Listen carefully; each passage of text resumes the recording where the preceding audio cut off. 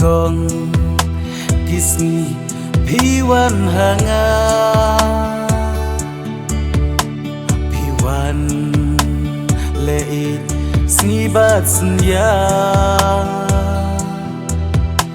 henrei mentah shano nanga tang shi teng por pishet kala ka kadau ngale bekla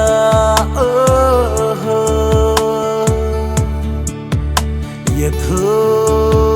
seit ya thu yanga tang shi kentin phim kren phim ong donut jangan pila penmong donut jangan pila penmong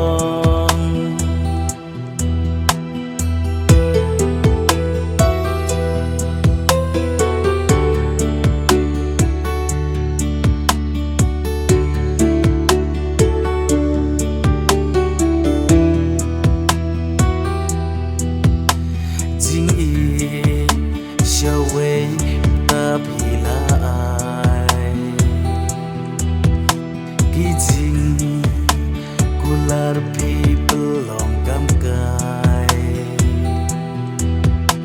berthei kayo i ya jing long jong phi happy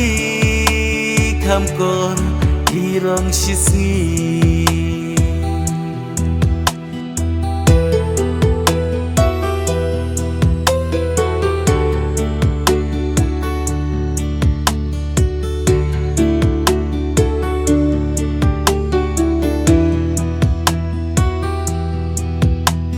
ka kadau ngale bekla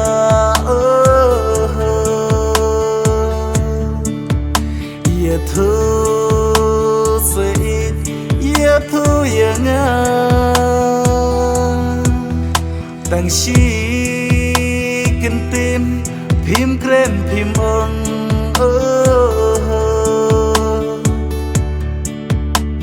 donu jangan pila penmong donut jangan pila penmong yang compare la pile kumne kan poi kapor pin sababe ngandu ayu blay na benta jong phi ba pin su pin kmen la shisni